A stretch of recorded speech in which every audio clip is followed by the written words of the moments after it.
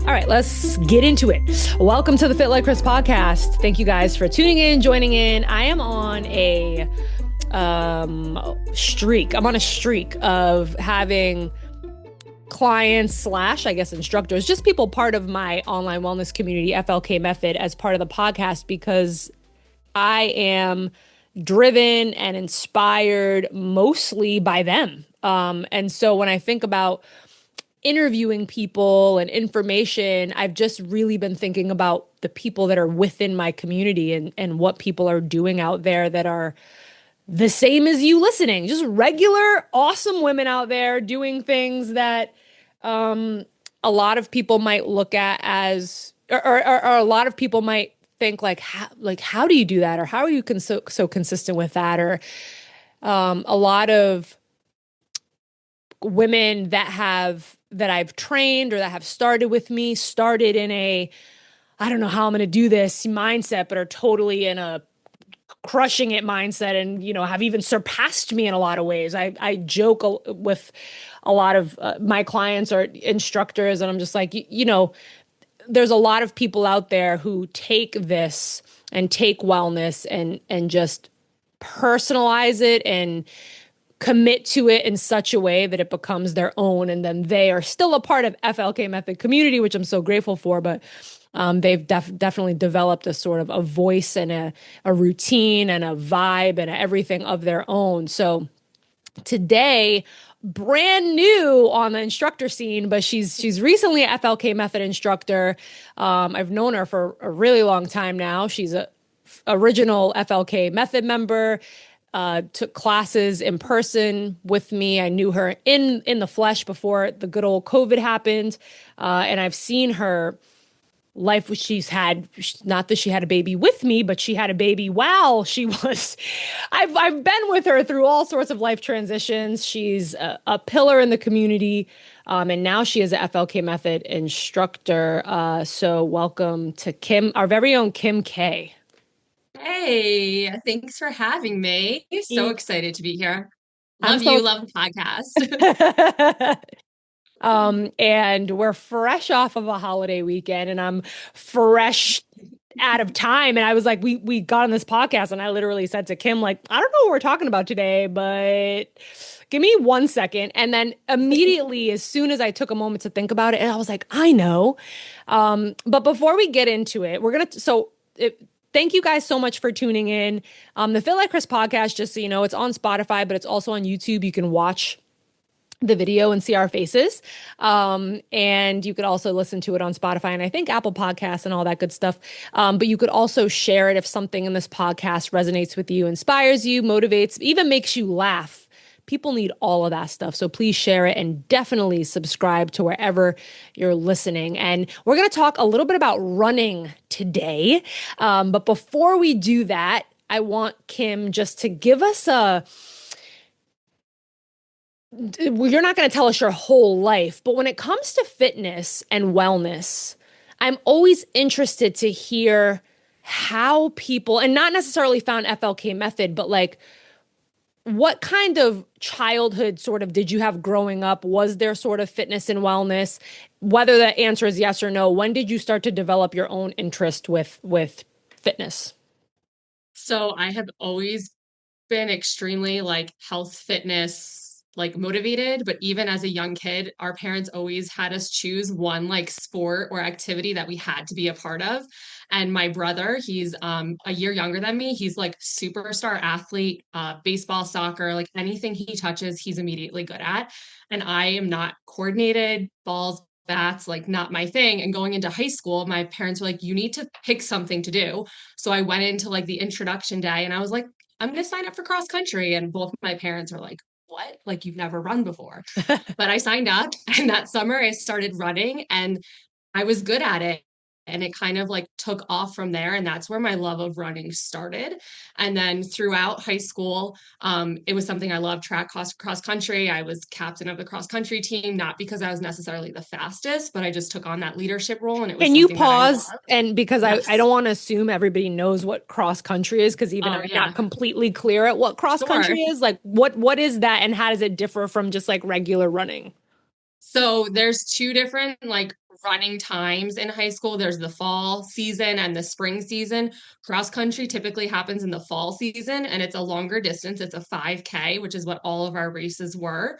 So all of our practices, we were not at track. We were running through like the town of Somerville, which is where I went to high school, or we'd go to local parks and run through different trails just to get the miles in.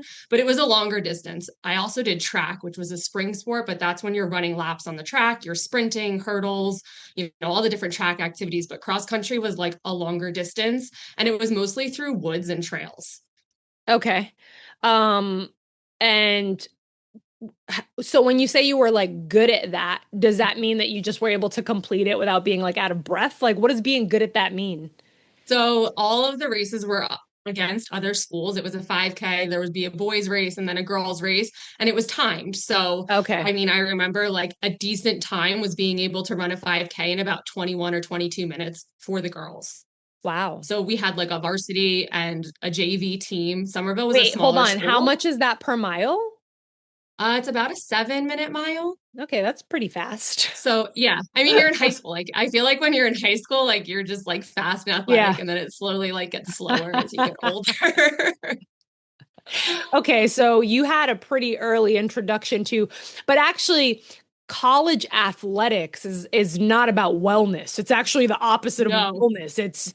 It has skewed a lot of people's yeah. relationship with wellness and taking care of themselves. So that's interesting and a different way to enter it where you are an athlete. So like from high school through college in your 20s, what did fitness and wellness look like to you? Yeah, so I did not go into college wanting to do cross country. I actually also rode horses my whole life. So I wanted to go to college with a place that had an equestrian team or club or some sort of, equestrian horseback riding program I could join. So I went to East Stroudsburg. They had a club team there. I did it for 2 years, but it became very competitive and I was not into the competition and doing the horse shows every Saturday or Sunday. We were up at 5 a.m. So it wasn't for me. So again, like my parents really encouraged me to be a part of something. They didn't care what it was.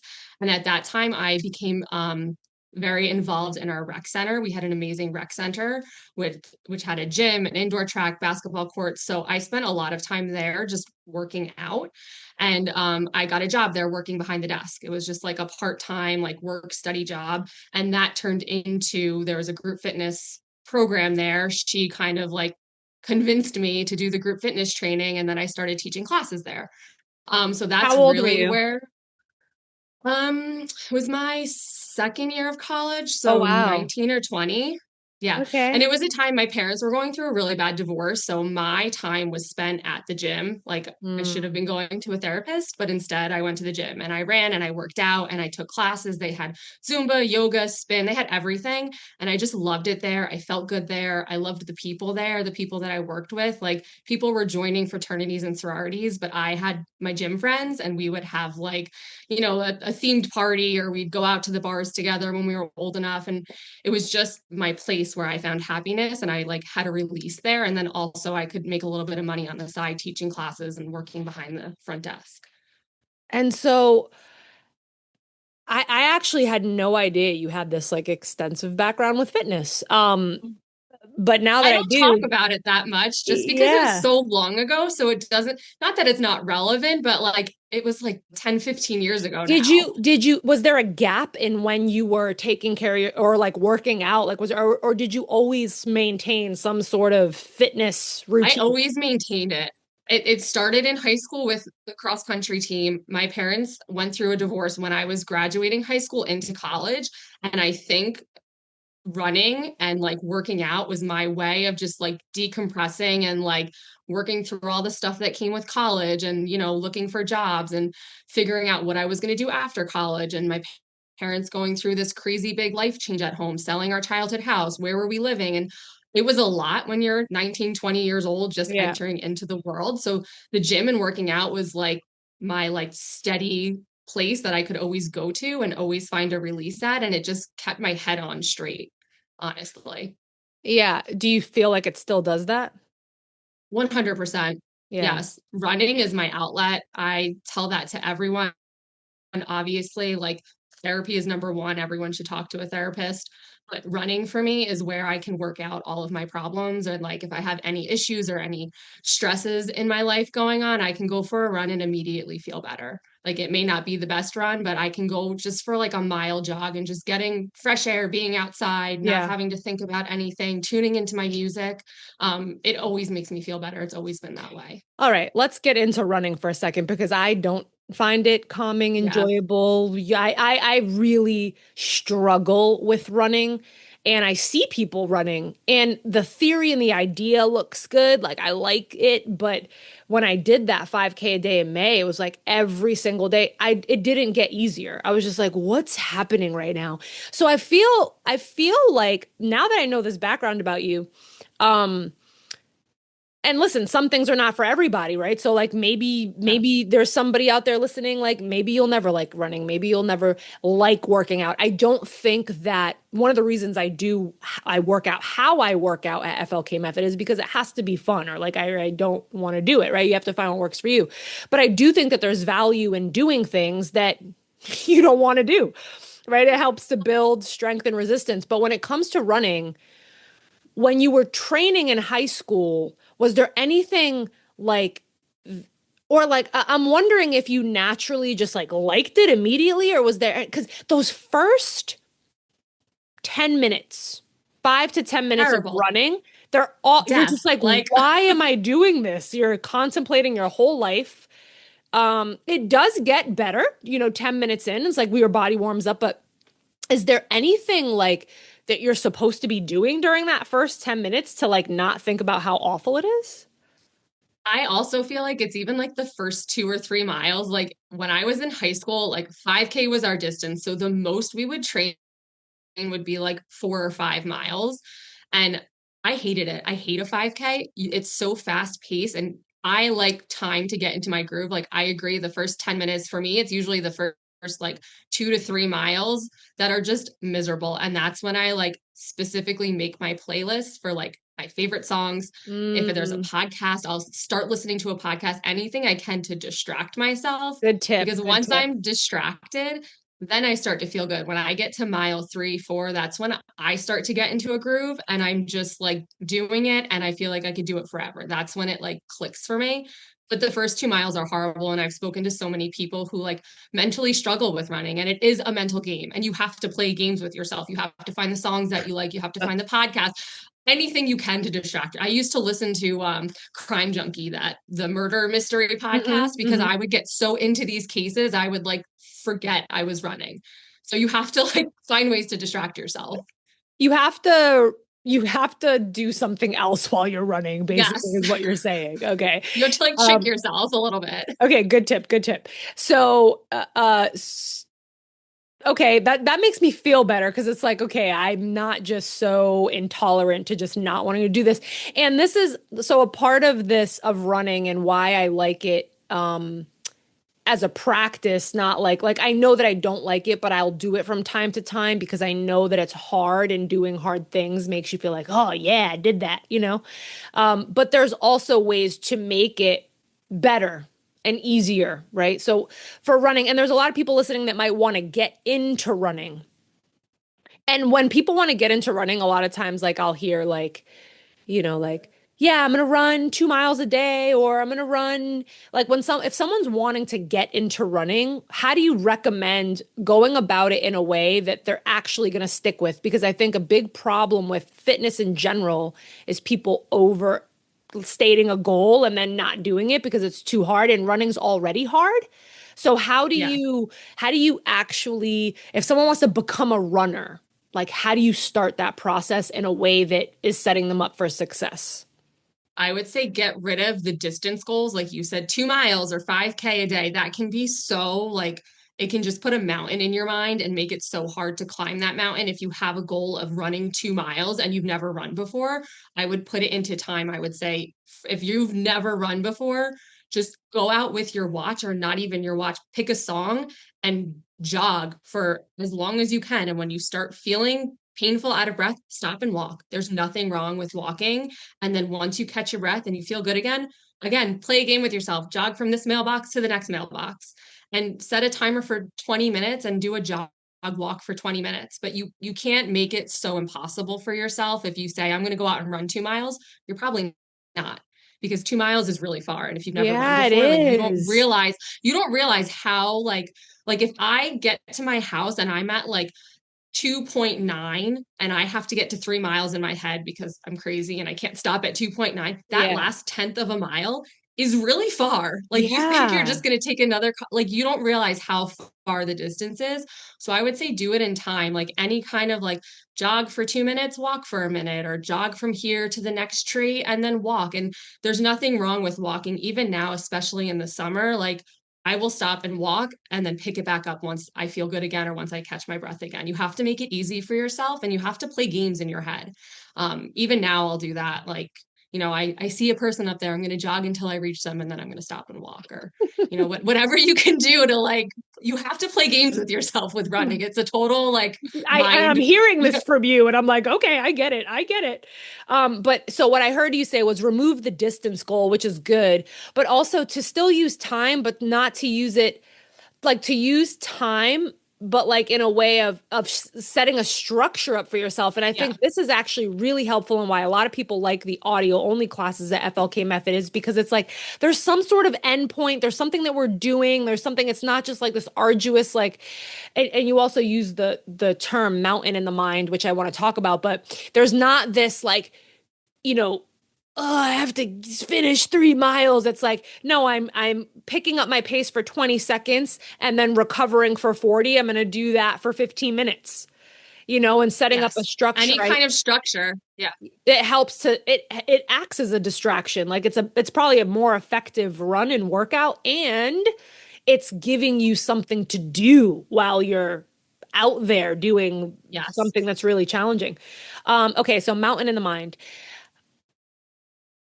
When can you remember, maybe it was yesterday, I don't know, it could be this morning, it could be last week, but do you remember something that you personally might have been going through, but you had a running goal, or you said like I'm going to get up and run tomorrow, whatever, but what something that was happening or something in your mind that you had to literally talk yourself out of and just get out there? Because I want to hear about that process and how you talk yourself into what you said you were going to do, climbing the mountain in your Oh mind. yeah. All the time that happens with, especially in the summer, it's so hot out and I will like say like I don't need to run tomorrow. Instead of running, I'll just do an FLK class. Like it's so easy to say that, but I like to have like a goal in place that I'm working for. Like I just signed up for a fall race. Like I highly recommend anyone who's getting into running, sign up for a race, sign up for a 5K, whatever your distance, your goal is, sign up for something, because then it's going to force you to work backwards and then you can't skip your runs. You can't not do it. But if you're talking yourself into do it, it's always like that first step. So I'm like, let me, just put your clothes on, go outside, start walking. And then when you feel good, start running. Again, the music that you listen to can be really helpful, or just starting to walk and then let it go from there. Because once you're out the door, I think getting yourself out the door sometimes can be the hardest part. And then when you're in the runs, you're already doing it. So I've been doing this for so long. For me, the mountains more come like if I'm in a race and it's a hard race, or the course is hard, or the distance is something I've never done before. It's pushing past those things. And I know that it's a mental game. And I know that I have done these hard things before. I do hard things all the time. And not just with running and FLK classes, holding a plank or doing burpees. Like I just think about the things that I've done that are already hard. And this becomes nothing. The run becomes the easy part. Yeah. If that makes sense. So, do you ever have, well, maybe how has running helped in like your real life? Like, what things have you learned through running that you've applied to like life? Uh, Running definitely reminds me to just like take a pause and digest any problems that I'm having. I'm someone that's very quick to respond to a situation. I think you and I have talked about that before. I have a little bit of snappiness, especially at work. And this year had been an extremely difficult year at work with the students we had and some of the people that we were working with. And I found myself a lot of times like wanting to bite back. And when I hold myself back from that, I get really anxious inside. And I use running to help me like relieve that. And also it allows me like to go for a run and work through my problems. That's when I'll like have conversations in my head about Mhm. what I would say or what I want to say or how I want a situation to go. And it can go both ways because I've had runs where I've like spiraled myself down a way a situation could go poorly. And that's like not helpful, but I'm still like working out those feelings. But I've also had runs where I've like spiraled myself out of a situation. I'm like, oh my gosh, like if I were to say this, it could go like this. And that's why I run long distances because sometimes I have these conversations with myself and I'm really working through what I want to say or what I should say or what I shouldn't say. And then when I come back from the run, it's like, okay, I've had time to digest this, like go home, sleep on it, and then the next day deal with the situation. But the run kind of helps me get that initial like angst and like, I want to snap, I want to say this, but like, let me hold it in and kind of work it out first. So it's kind of like your anger management. Yeah. Yeah. Anger management, reduce of snappiness, kind of like, my friends always joke I have coworkers that I run with and something will happen at school and they'll be like, oh, don't run with Kim today. It's going to be a fast one. She's got a lot to work at. Like we've said that before. Like we'll be talking and I'll be explaining a situation and they'll be like, can we slow down for a second? Like you're really like going off the handle here. But I feel like it's better to work it out that way than to Yeah. have that initial like snappiness It's to work it out. I think it's a good running is easily aligned with really any emotion. Like at first, it's really intense. Any emotion you feel can be really intense. But as you keep going, the emotion, right, changes. Yes. The sensation changes. And then at a certain point, you feel like, why was I making such a big deal about that? And it's like when you run, you kind of go through that physically. And I love that you said it like kind of teaches you to pause because for me, it's like your emotions can feel like fact.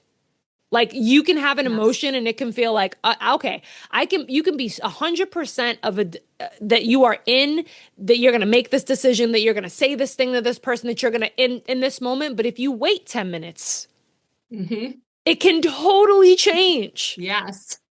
And so I like this running as a practice to stabilize emotions. So for people who are really up and down, I think running is a good practice and especially like saying I'm going to go out for 20 minutes and just feeling the difference of how it feels in the first 2 minutes compared to the middle of it compared to the end of it and how your mind can be in a completely different place and also a really good practice to even not metaphorically but actually like Kim was saying like using movement to work through that angst in your body and that stress in your body, like getting it out through movement in both ways, it is really powerful and it will help you to be a better human Yeah, totally. for sure. Totally. Totally. Um, do you was there ever a time when you like, do you ever resent like, I don't want to say resent running, but like, do you ever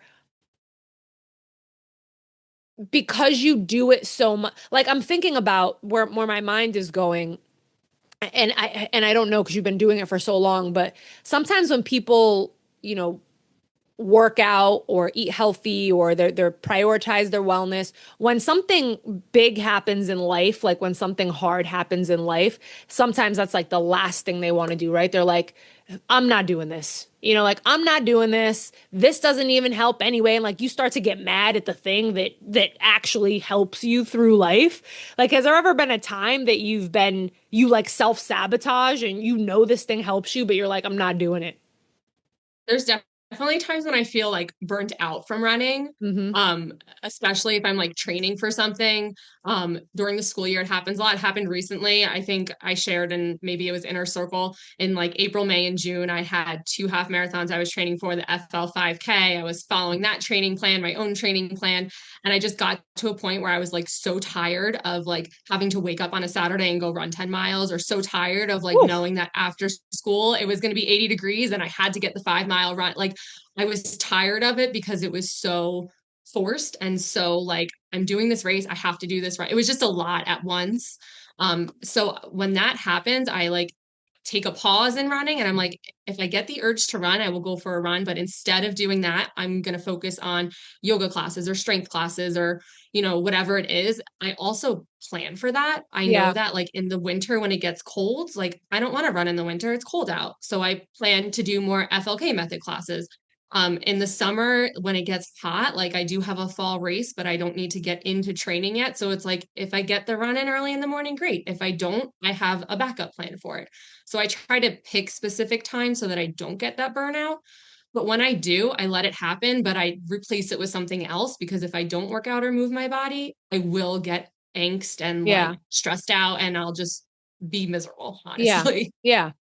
I it's important for people to hear that there has to be flexibility in your routine. Like it's like that's the fine line. The fine line is having a structure, but then also having the flexibility to allow real life to happen and real burnout to happen and real emotional drainage to happen. Like sometimes you Yeah. just don't feel like doing something. However, the structure has to be there to hold you accountable so that it doesn't go on forever, right? And you have to always come back and be like, okay, but this is what I'm doing, right? Like this is the Yes. structure I set up. It's such a fine line of like I'm super against intuitive anything. I'm like, I don't trust your intuition. Honestly, like don't trust it because it can change so fast and like intuitive Yeah. eating or intuitive moving. It's like you can Intuitive eating, I'd be having ice cream every right night. like what I is what do love you like I'm gonna eat ice cream. My body wants ice cream. When don't you want ice cream? Like, right no. right like and I think like for some people maybe that it makes sense and they figured it out, but I want to just be clear and just highlight what you're saying is you've been running since high school and you have to set a structure. You have to distract yourself. You have to sort of combat these things in your mind. Like you have to remove sort of obstacles that you know are going to set you up for failure. Like all of you're still dealing with the same things that anybody that would start running would deal with. Yeah, and it's like anything in life, you're always gonna have to work for it. Like I find people a lot when they have fitness goals, like people who aren't FLK methods, like, oh, I'm going to lose 10 pounds. And when I lose 10 pounds, I'll finally be happy. And it's like, no, because you're going to lose 10 pounds and then you're either going to stop working and gain it back and be miserable, or you're going to get there and you're going to be like, well, what's next? Mm-hmm. You always have to keep working, running. You always have to put the effort in. I always have to be motivating myself to do it. I have to take planned breaks. I have to have races planned. Like it's nonstop. You always have to be working on your routine. It's lifelong. I mean, it's a lifestyle. You always say fit is a mindset. Running is a mindset. Anything that you do is always going to be work, and there's always going to be obstacles, and it's just a matter of how you work through them or around them in any given day, really. So now let's talk about you. So you, again, I didn't know this, but you were teaching when you were in college, and Mm-hmm. then you taught a little bit, spin in person a little bit a while ago. And then you kind of came back to it, but you've always sort of had this like, you always had like a thing that you wanted to teach. Like what are you as an instructor, like what do you hope to teach other people, other women specifically, because we don't care about men here, other women specifically to do? Like what do you hope to inspire, motivate, or like what lessons from your life and from what you've gone through can you give through teaching? Um, I think most recently having a daughter and like going through that like workout life balance with also having a child, I connect a lot with moms who struggle to find time for fitness. And my goal would just to be able to teach and show that it is possible to have an active lifestyle and be fit, whatever that means to you, and take time for yourself to be healthy. Not only is it important for yourself, but it's also important for your children to see too. I have a lot of friends that aren't working out and don't have a healthy lifestyle and always talk about how they want to get fit but they just don't have time and they don't have time. And I try to be very careful with how I say it, but it's you do have time. You have to make the time. You have to wake up early. When Callie was first born, she would wake up at 7 o'clock in the morning for feeding. I was waking up at 6 o'clock to work out. You have to find the time. And I think for me, just being able to like set a role model and be the role model of like, this is how I make it work. And yes, you can make it work too. I'm a full-time mom. I have a full-time job. I have side jobs that I do all the time. I think it's just important to show other women that they can do it and they can find time for themselves. And it's so important to make the time for yourself. Preach. Yes. Oh my goodness. I think at coaching moment, don't try to be careful with what you're saying, because that's the problem with everything. That's the sort of that's the main issue with a lot of things, is that a lot of people are out here not saying what they mean. And I think when it comes to Yeah. fitness and wellness, you can say things with kindness, but be honest about it. And it's Yes. hard. Doesn't mean it's easy. You're definitely not going to have the most friends at the park. That's for sure.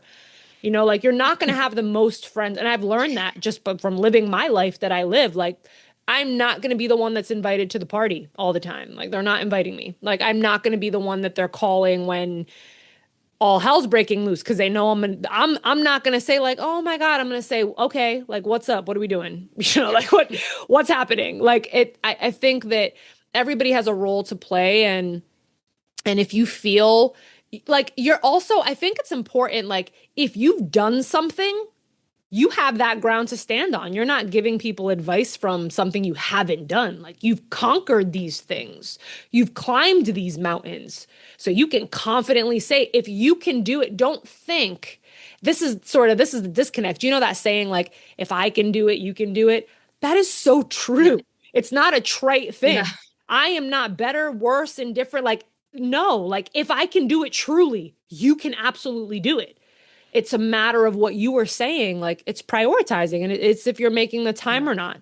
So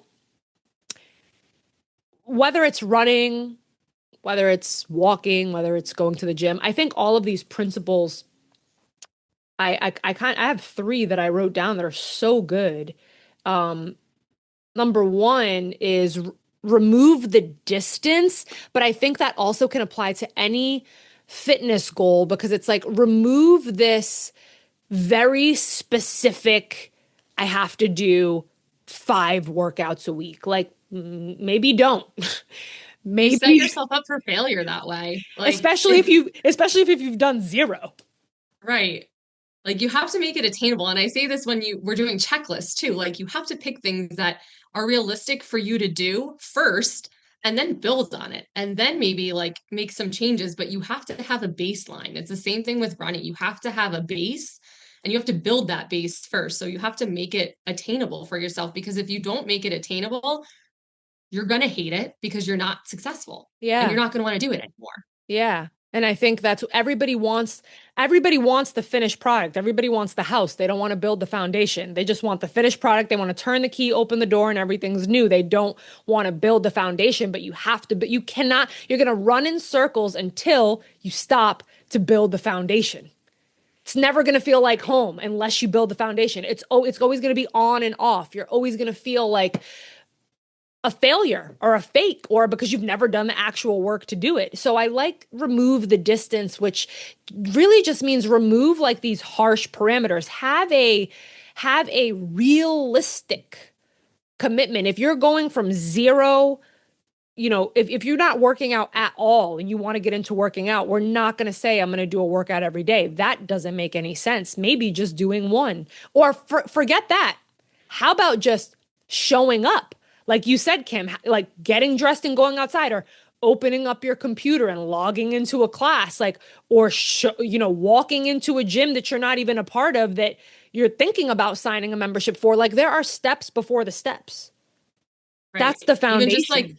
setting your alarm before you normally wake out. If you wake up every day at 8, set your alarm for 7:30. Or if you normally wake up at 7, set it for 6:30 and just wake up earlier and Yeah. like have your cup of coffee and then put in the workout or put in the run or whatever it is. Yeah, I think remove the distance to me means like remove the impossible standard. You don't have to go so far for it to be effective. Instead, number two is set a structure, a time. Use time for a structure.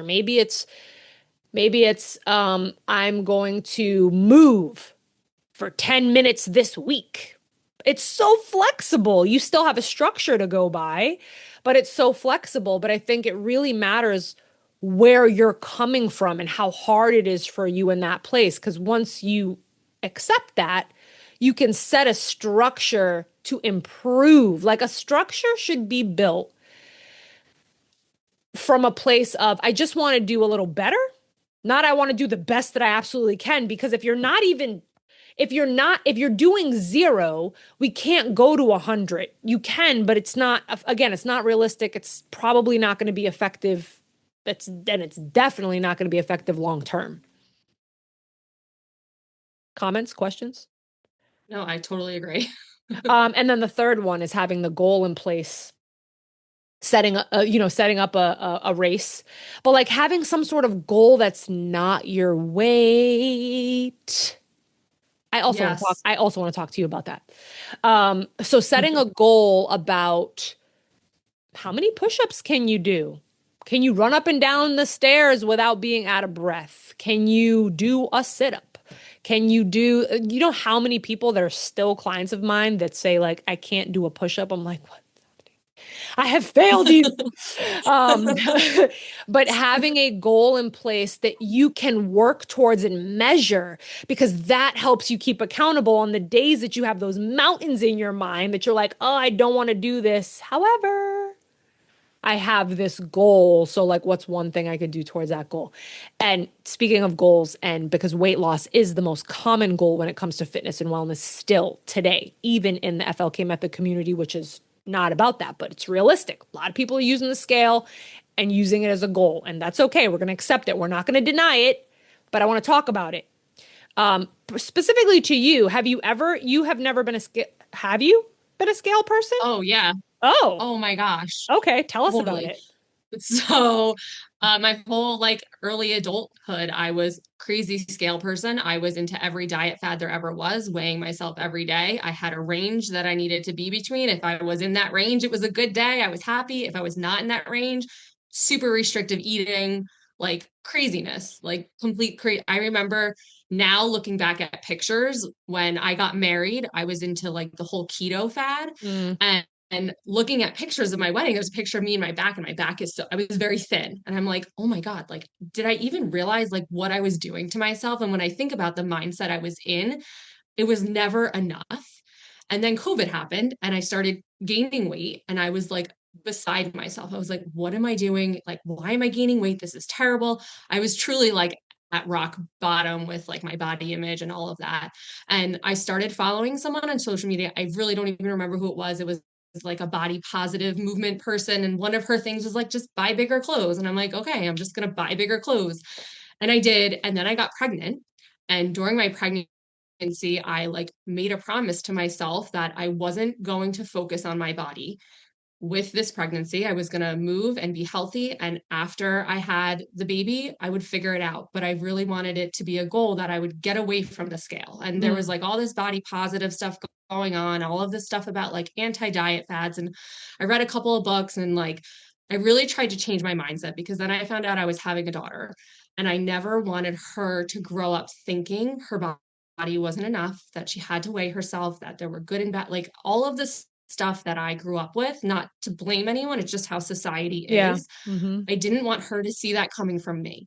Mm. So after I had my daughter, I remember getting on the scale at the doctor's office and seeing the number, and it was like 10 pounds more than what I was pre-baby. And I had a moment of like, oh my God, like I'm not like, how am I gonna like get back to where I was? And I was like, nope, there's no going back, there's only going forward. And it was at that time I reconnected with you on Instagram and I did one of your challenges and the checklist. And I just kind of like anytime I came back to a point where I was like, let me just step on the scale, I would ask myself, like, what am I gonna do if I see that number? Yeah. What am I gonna do with that number? Yeah. And I was like, nothing good is going to come from it because it's either going to be a number that in my head I wanted to be at, and it would like make me feel happy and good, or it was going to be a number that I didn't want to see and it was going to make me miserable. And I would like look at her because I was home on maternity leave for a year and I was like, why do I like, I don't want the scale. Like I took the scale, I put it away, I put it on my husband's side of the cabinet because he still weighed himself. I'm like, I don't want anything to do with it. So now, like every once in a while, I'll step on the scale. And honestly, I did it once because the vet needed to know how much my dog weighed and I couldn't get her on the scale. So I like weighed myself, picked her up, weighed us to like, Yeah. that's why I weighed myself. And like, there was one day Callie saw the scale and she was like, Mommy, what's that? So like, we both got on it just to see. And she's like, Oh my gosh, I'm 3'6", Mom. Do you see that number? I'm three. And she like had no like connection to it. And I was just like, I need to just keep going forward with this. And it's hard because there are times where like I don't feel good about my body and I want to get on the scale and I want to say, like, let me just like cut this out and stop eating this. And if I just did this, I could be 10 pounds later. And I like have to work at it all of the time Yeah. to stay away from the scale because it's not easy, but Yeah. I'm so much better for it. Like, so much better for it. There's so many, like, every once in a while that feeling comes back. But for the most part, like, I go by how I feel. And if I don't feel good, I go for a walk, I move my body, and I do things that I know are going to make me feel good. Yeah. But it's hard. And I totally understand people who are still on the scale because it's a hard habit to break and like it's everywhere. Yeah. And there's not a lot of other ways that we were taught to measure Hmm. our body, right? And I think Totally. I've been fortunate enough to have conditions that force me to pay attention to my body, like every little thing. And I think that's helped me develop what FLK method is, where fit is a mindset where if I'm not feeling good, I can totally see in my routine what I did probably that got me there and vice versa. Like you just become so in tune with what you're doing and you don't stop eating bread because the scale's going up. You might stop eating bread because you notice that your stomach is all messed up every time you eat it, right? So like it becomes Right. your nutrition choices, your movement choices, your um how you plan, how you approach wellness changes because of how you feel. This is how I tell people to deal with supplements and whatever programs they're trying and whatever you're doing. You have to reflect and say, I love what you said. You said there's no going back, there's only going forward. So at this point, wherever you are in your fitness journey, and this is for even Kim said it, even for me, it's there is always this struggle of being a woman, period. Hmm. That comes with so many things, but especially the way that we look, even if you kind of are resigned to be like, whatever, I don't care. And generally, there's still deep down voice behind your head, like, are you going to Do you eat care? that? Yeah.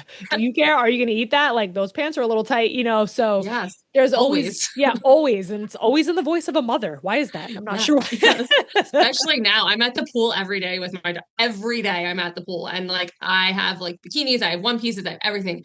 And there are times where I'm like, you're like to myself, I'm like, you're gonna wear that to pool, like you're gonna wear Mm, that bikini, like you can, and like you have to just like tell that voice to shut up. It's yeah. like, shut up. The only person that is judging you is yourself. So shut up. Yes. Like, no, and Yes. having a 4 year old who will literally say anything to you like helps so much because I came out in a bikini. I didn't want to wear it. I'm like, just go put the one piece on. And then I'm like, nope, shut up, wear the bikini. And I come out, my daughter's like, Mommy, that is the most beautiful pink bathing suit I have ever seen. I wish I had one to match you. And then I'm like, okay, I'm wearing it. Like, I have to just, you Perfect. sometimes you just have to like tell yourself to shut up because you are your biggest critique. 100%. Like you are the biggest obstacle in your own way. You are the only one judging yourself. The things you say about yourself and think about yourself, I can guarantee no one else is thinking those things remotely And at all. even going back to before asking about the running when you were saying climbing the mountain, and which I love that visual. I'm a visual person, like climbing the mountain of the mind, like telling yourself like the mountain is me. There is no mountain. Yeah. You are the mountain. Like you are the mountain. You can literally tell that voice or just recognize that voice, switch that voice, change direction. Like you are the mountain. Of course, there are life mountains too, but it really Mhm. all does come back to what's your reaction? How are you dealing with it? How are you taking it? What's your perspective? Like we have so much control, even when we feel like we don't. Absolutely. We have so Yeah. much control. Um, am I gonna start running?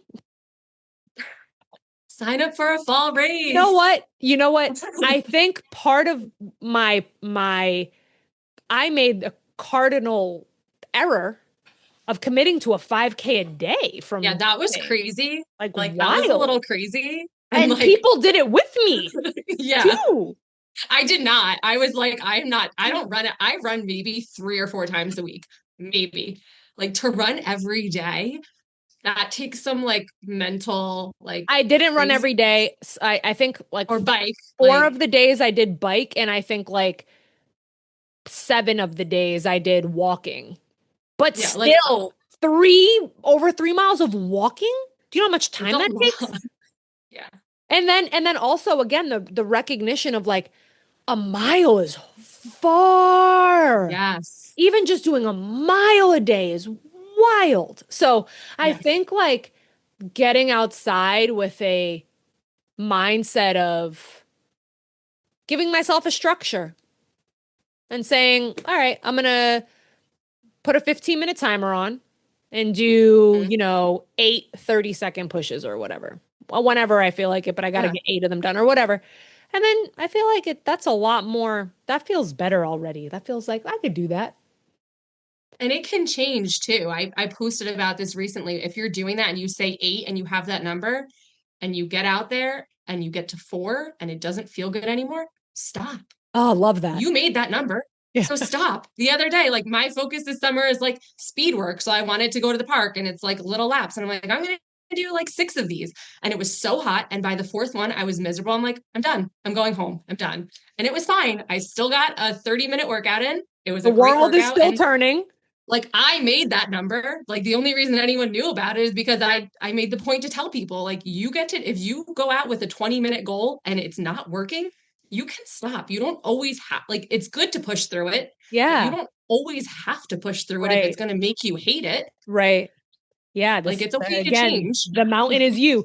And we are, this even goes on people like we are the ones that make ourselves feel the worst. We are the ones that like and yesterday, and this was my mantra this week, or like it's all going to get done because it came from a place of for probably 10 seconds, I got a feeling of like, oh my God, all the stuff I have to do. I'm putting that pressure on myself. No one, literally no one is like, you have to get this done by this time and this has to be done. It's like we create this pressure and these hard lines for ourselves. And I think it's really, really important to follow through with what you say. But that is why I have like a checklist method because you cannot do it all of the time.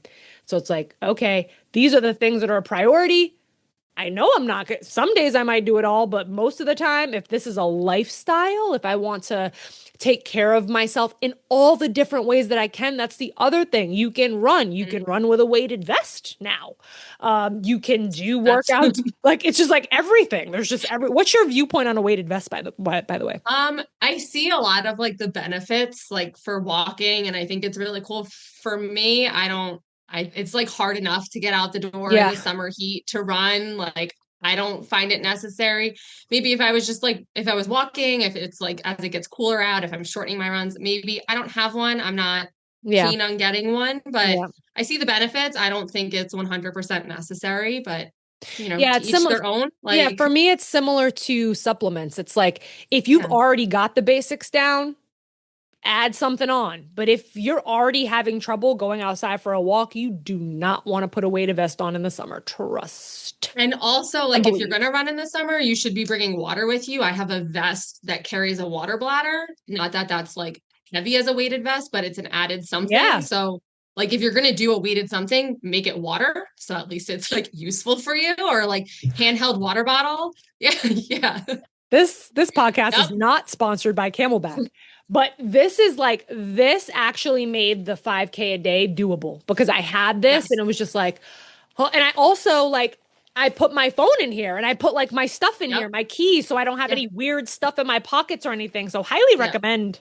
I got this. Any kind of backpack. Amazon has them. I got mine. It's like a knockoff Camelback from Amazon that I use. Like I Love put it. like my snacks in there too if I'm going long distance. So highly recommend that over a weighted vest. But Yeah, that's just my same. opinion.